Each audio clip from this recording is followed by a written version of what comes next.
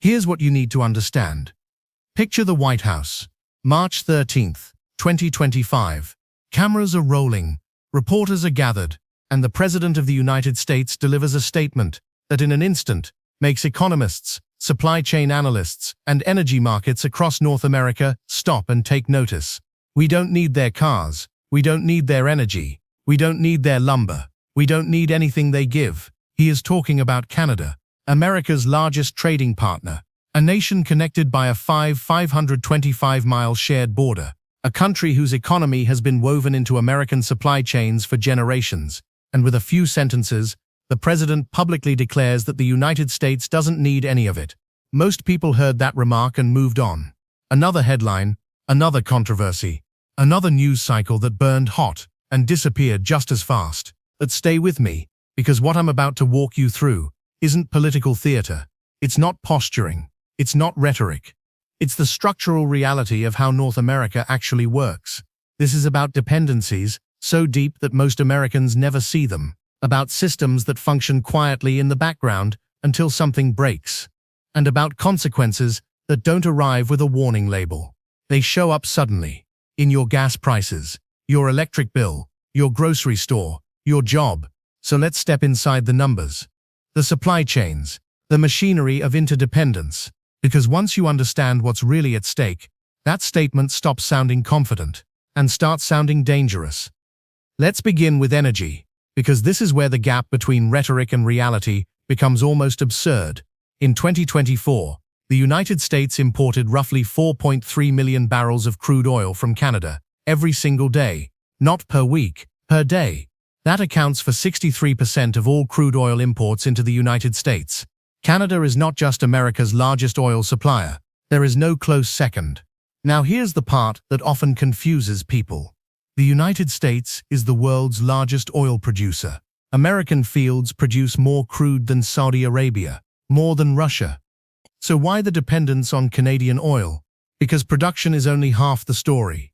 American refineries, especially in the Midwest and along the Gulf Coast, were designed specifically to process heavy crude, thick sulfur-rich oil, the kind Canada produces in abundance.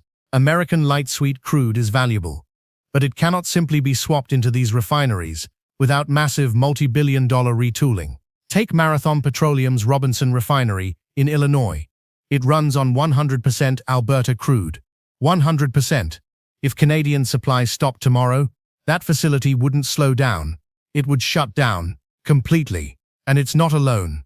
According to the Alberta Petroleum Marketing Commission, the top American refineries processing Canadian crude are locked into configurations that make switching suppliers either extraordinarily expensive or functionally impossible within any reasonable time frame. So what happens to gas prices if that supply disappears? Energy economists estimate gasoline prices would rise 30 to 70 cents per gallon within weeks, not months, weeks. And that's before panic buying, speculation, or market volatility sets in. Remove 4 million barrels per day from supply, and the pain shows up fast at every pump in every state. And crude oil is only the beginning. Natural gas tells an even more revealing story. In 2024, the United States imported 8.5 billion cubic feet of natural gas from Canada every day, nearly 100% of pipeline gas imports. This infrastructure wasn't built overnight. It's the result of decades of planning. Pipelines, compressor stations, distribution networks, all engineered around a simple assumption. Canadian gas flows south. American gas flows to export terminals. Now here's where it becomes local. New York, New England, the upper Midwest. These regions rely on Canadian natural gas for heating, electricity generation, and industrial activity. When temperatures drop and demand spikes, Canadian supply isn't a convenience. It's the difference between keeping the lights on and rolling blackouts. Energy experts are blunt about this reality. As Penn State energy professor Seth Blumsack has noted, if Canadian hydro and gas imports are cut off, they are not replaced with wind and solar overnight. They are replaced with power plants burning natural gas or fuel oil. Higher emissions, higher pollution, higher costs. States like New York and Massachusetts have spent decades reducing carbon emissions in part by purchasing Canadian hydroelectric power. Clean, renewable, reliable. Disrupt that supply, and you don't just threaten energy security. You threaten climate goals years in the making. Now let's shift gears, because energy is only one piece of this puzzle. Let's talk about something most Americans rarely think about, but absolutely cannot live without: critical minerals. The US government identifies 50 minerals as critical to economic and national security. Of those, the United States is 100% import-reliant on 12. For another 29, the US depends on imports for more than half its supply. Canada produces more than 60 minerals and metals, including 21 of the 50 on America's critical list. It also produces or refines 10 of the 12 NATO-designated defense-critical raw materials. Let's make this concrete. Potash. Canada supplies the overwhelming majority used in American agriculture. Without it, fertilizer production collapses, crop yields fall, and food prices rise. Uranium. Canada is one of the world's largest producers. American nuclear plants depend on that supply, and nuclear energy provides nearly 20% of US electricity. Zinc, nickel, tellurium, vanadium. Between 50 and 80% of US demand for these materials comes from Canadian mines. These are not luxuries, they are inputs for steel, batteries, defense systems, and advanced electronics. When supply breaks, industries don't slow, they stop, and this is where defense planners start to worry. Rare earth elements, the 17 metals essential to F-35 actuators, guided missile systems, and advanced electronics. China dominates this market, refining more than 90% of global supply. The United States has been trying to escape that dependency. Canada was supposed to be the answer. Canadian mining expertise paired with American processing capacity, creating a secure North American supply chain independent of Beijing. That strategy collapses if you simultaneously threaten to economically isolate your most reliable partner. In April 2025, China restricted exports of 5 critical minerals to the United States. The impact was immediate. Ford temporarily halted production at its Chicago plant due to shortages of rare earth magnets used in electric power steering. Tesla faced similar disruptions. Automakers warned that assembly lines could grind to a halt within weeks. That was one brief restriction from one country. Now imagine the consequences if Canada, the backbone of North American mineral security, becomes unreliable due to trade wars and annexation threats. And that brings us to automobiles. Because the integration between American and Canadian auto manufacturing isn't just close, it's molecular. A single vehicle assembled in Detroit may cross the US-Canada border 6 or 7 times during production. Parts made in Ontario are shipped to Michigan for sub-assembly, sent back to Canada for integration, then returned to the US for final assembly. This isn't inefficiency, it's optimization. Decades of investment built supply chains that treat the border as an accounting line, not a barrier. Billions of dollars in Canadian-made auto parts flow into US factories every month. Engines, transmissions, electronics, safety systems. Ontario alone supports 675,000 export-related jobs tied to American markets, many producing components without which American vehicles simply cannot be built. Tariffs and trade barriers don't just raise prices. They force companies to dismantle production networks built over generations. Years of restructuring, tens of billions in capital costs, massive job losses on both sides of the border. All of this exists within the framework of the USMCA, the agreement that replaced NAFTA in 2020. It was designed to lock in integration and provide certainty, so businesses could invest knowing the rules wouldn't change overnight. But when the president talks about making Canada the 51st state, when he claims America doesn't need Canadian goods, when tariffs violate the spirit, if not the letter of the agreement he signed, that certainty evaporates. And markets hate uncertainty more than almost anything. Now let's talk numbers. In 2024, the United States imported $422 billion in goods from Canada. America exported $348 billion. That's a goods deficit of about $74 billion. When services are included, where the US dominates, the gap shrinks to roughly $36 to $45 billion. The president has claimed the deficit is $200 billion. That figure appears nowhere in official data. Not from the US Census Bureau, not from Statistics Canada, not from any recognized trade authority. It's inflated by 4 to 5 times. But even if it weren't, a trade deficit is not a subsidy. Americans are not giving Canada money out of generosity. They are buying goods, energy, and materials that keep the US economy running.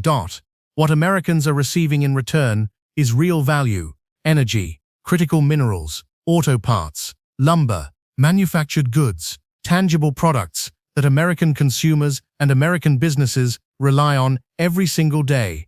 This trade relationship exists for one reason. It benefits both sides. Canada gains access to the world's largest consumer market. The United States gains reliable supplies of essential materials at competitive prices from a stable, friendly neighbor. Disrupting that arrangement doesn't make America more independent. It makes America more expensive, less efficient, and strategically weaker. And here's something most coverage misses. Canada is not simply dependent on the United States. The dependency runs both ways, but it's asymmetric in ways that actually matter. Take electricity. There are 86 international power lines connecting American states and Canadian provinces. The two systems are fully interconnected. Canada exports clean hydroelectric power to the northeastern United States. America exports electricity to parts of Canada when demand spikes. It's a balanced exchange that improves reliability on both sides of the border. But when Canadian provinces began threatening to cut electricity exports in response to Trump's tariffs, states like New York and Michigan suddenly realized how dependent their grids are on northern supply. Ontario Premier Doug Ford even proposed, then later retracted, a 25% surcharge on electricity exports. The proposal alone was enough to send American officials scrambling. Now consider the other side of the equation. Parts of Canada, particularly Ontario and Quebec, depend heavily on oil and natural gas that transits through the United States. Roughly half of the natural gas consumed in those provinces comes from American sources. Quebec's Montreal refinery depends entirely on crude delivered through the US, with no immediate alternative routes. So yes, Canada has vulnerabilities too. But here's the critical distinction. When two countries are mutually dependent, weaponizing that dependency doesn't just hurt the other side.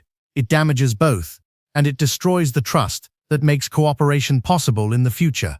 As of January 2026, that trust is eroding rapidly. Trump has repeatedly floated the idea of Canada becoming the 51st state. He has referred to Prime Minister Justin Trudeau, and later Prime Minister Mark Carney, as governor. He has posted AI-generated images depicting Canada, Greenland, and Venezuela as American territory. He has threatened military action, then clarified that he meant economic force, which somehow does not make it less alarming. Canadian public opinion is unambiguous. 90% of Canadians oppose annexation. 90%. In an April 2025 poll, 82% said they would rather return to being a dominion of the British Empire than be annexed by the United States. Think about that. Canadians are so opposed to the idea that they would prefer to go backward in history to colonial status rather than become American. And this opposition cuts across party lines. From liberals to conservatives to the New Democratic Party, Canadian politicians are unified. Canada will never be the 51st state, Conservative leader Pierre Poilievre declared. There isn't a snowball's chance in hell, former Prime Minister Trudeau said. Prime Minister Carney put it even more plainly when speaking directly to Trump. Never, never, never, never, never. But the damage doesn't stop at diplomacy. It shows up in investment decisions. Uncertainty is poison for markets. When businesses don't know whether tariffs will be imposed, whether borders will be respected, or whether agreements will be honored, they stop investing. They hoard cash, they delay projects, and they look for alternatives. Canada is already doing exactly that. In the first 10 months of 2025, Canadian exports to the United States fell 4.1% compared to the same period in 2024. At the same time, exports to countries outside the US increased. Canada is actively diversifying away from American dependence, not because it's economically ideal, but because relying on an unpredictable partner is a strategic risk. So let's play this forward. What actually happens if America tries to go without Canada? Gas prices spike almost immediately, 30 to 70 cents per gallon within weeks, potentially more if markets panic. Home heating costs rise as natural gas supply tightens. Electricity prices jump in the Northeast and Upper Midwest. Rolling blackouts become a real possibility during peak demand. Automobile production slows, then stops at many facilities as parts shortages cascade through supply chains. Vehicle prices rise as manufacturers scramble for alternatives. Delivery timelines stretch from weeks into months. Defense contractors struggle to source critical minerals. Faux-train-Thinko production faces delays. Submarine construction stalls. Missile manufacturing hits bottlenecks. The Pentagon's effort to reduce reliance on China for rare earths collapses because the Canadian alternative has been destabilized. Food prices rise as fertilizer costs surge due to potash shortages. Agricultural yields decline. Farmers pay more for inputs and pass those costs on to consumers. Electronics manufacturing is disrupted. Computers, smartphones, data centers all depend on minerals Canada supplies. Shortages ripple across technology supply chains. And all of this unfolds while the United States is simultaneously fighting trade wars with China, threatening Europe and trying to maintain global economic leadership. Allies watch as America treats its closest partner with open hostility and quietly ask whether they're next. Trust erodes. Coalitions fracture. American influence wanes. Now, let's be clear. None of this means Canada is perfect. Trade disputes over dairy, lumber, and other sectors are real. Border security is a legitimate concern. Balanced economic relationships require constant negotiation and adjustment. But there is a difference between tough negotiation and systemic destabilization, between pushing for better terms and threatening the entire framework, between using leverage and burning the bridge. What we are witnessing is a stress test, not just of US-Canada relations, but of American leadership itself. Whether power is exercised strategically or chaotically, whether allies can trust US commitments, or whether every agreement is subject to reversal on presidential whim. The answer matters far beyond trade statistics. It determines whether the United States can build coalitions to compete with China, whether democracies can cooperate effectively, whether the post-World War II system of rules-based trade survives or gives way to raw power politics. And here's the irony that frustrates people who actually understand these systems. The almost comical irony of declaring, "We don't need Canada," while being structurally dependent on Canadian resources to maintain American living standards. You don't need Canadian energy, 4 million barrels per day say otherwise. You don't need Canadian minerals. The Pentagon's critical mineral strategy is built around them. You don't need Canadian auto parts. Detroit would disagree. You don't need Canadian lumber. American homebuilders rely on it. The rhetoric of independence collides with the reality of interdependence. And reality doesn't care about talking points. So this is where we are. A president who says America doesn't need Canada. A neighbor where 90% of the population rejects becoming American. Supply chains integrated over generations. Dependencies running both directions. Trust eroding by the day. And consequences most people won't fully understand until they're paying more at the gas pump, at the grocery store, when buying their next car, when waiting on goods that once arrived quietly and reliably. This is not sustainable. Either the rhetoric cools and the relationship stabilizes, or integration begins to unwind and both countries pay the price. There is no scenario in which America successfully goes it alone without significant economic pain. The dependencies are too deep. The alternatives too costly. The timeline too long.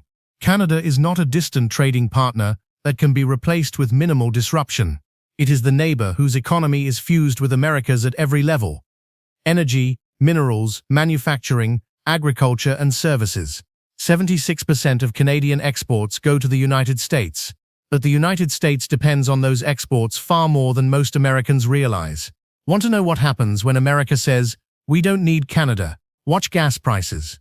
Watch electricity costs. Watch vehicle availability. Watch defense production. Watch food prices. Watch technology supply chains. Watch every sector where Canadian inputs have been so reliable for so long that people forgot they existed. Then watch as Canada, faced with an unreliable partner, diversifies away from American dependence. Watch the integration that once strengthened both economies slowly unwind.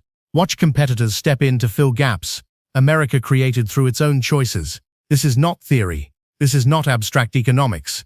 This is the real world where infrastructure, supply chains, and investment decisions determine whether lights stay on, cars get built, and defense systems function.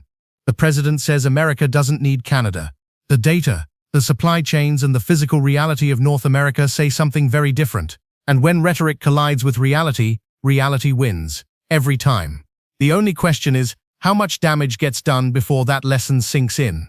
If this breakdown helped you understand what's really at stake in US-Canada relations, not just the headlines, but the underlying dependencies and consequences, consider subscribing and leaving a comment. Do you think this relationship can be repaired? Or are we witnessing the beginning of a fundamental shift in how North America works? I'm genuinely curious what you think.